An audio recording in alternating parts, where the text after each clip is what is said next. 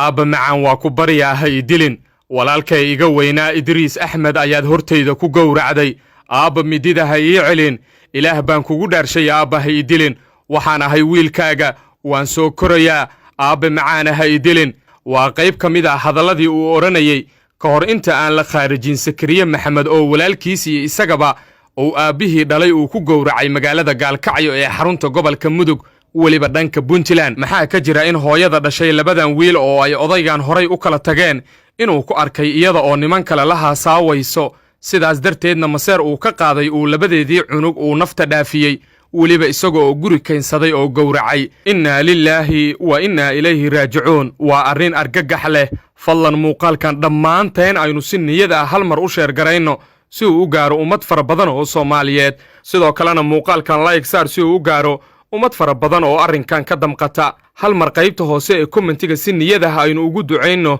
inuu Ilaahay qalbiga u dhayo hooyadii dhashay caruurtan oo haatan xaalad halis ah ku jirto waad ku mahadsantahay daawade la jahanqaadkaaga magaalada Gaalkacyo ee xarunta gobolka Mudug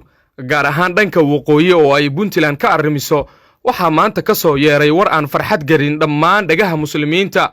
daawade halkaas waxa lagu khaarijiyay mar qura laba wiil oo isla dhalatay wiilashaas oo lagu kala magacaabi jiray ee baweynaha u naxariistay Idriis Axmed Maxamed iyo Sakariye Axmed Maxamed waxaana dilkan geystay Axmed Maxamed oo ah wiilashan dhintay aabahood waxaa la sheegay Axmed Maxamed oo ah ninka dilkan geystay inuu caruurtan uu ka soo waday guriga eedadood oo ay ku noolaayeen dhowrkii sano ee la soo dhaafay isaga oo u sheegay eedada caruurtan haysatay inuu wiilashiisa uu geynayo college si ay waxbarashada halka uga sii wataan balse wiilashiisii ayuu toos waxa uu la soo aaday labadan qol ee jiingada ah oo uu markaasi isagu ku noolaa qamriga iyo waxyaabaha maandooriyahana uu ku cabi jiray waxa uuna bilaabay inuu gowraca ku bilaabo labada wiil ee uu dhalay subxaanallah bal ka waran ubad adiga Ilaahay uu ka soo gooyay jirkaaga oo jirkaaga qayb ka mid ah haddii adiga oo miir qabo aad hal mar gowracayso waa arrin musiibo ah waa arrin ay Soomaali weyn si weyn uga damqatay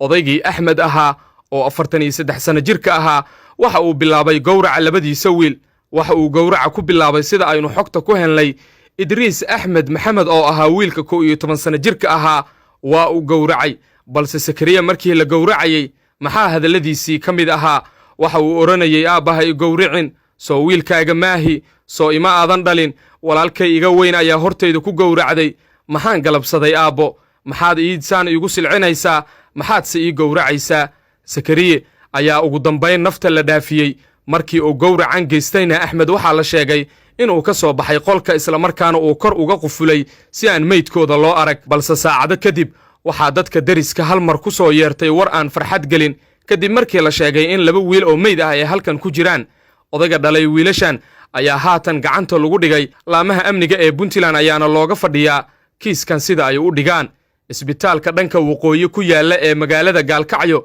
waxa la geeyay labada wiil meydkooda xilliga wiilashan isbitaalka la geynayay waxa la sheegay in mid ka mid ah ay nafta ku silacsanayd oo nafta ay ku qirraf lahayd balse ugu dambeyn isbitaalkii ayuu ku geeriyooday inna lillahi wa inna ilayhi raaji'uun wali lama oga sababta rasmiga ah ee keentay dilka labadan wiil ee uu dilay aabahood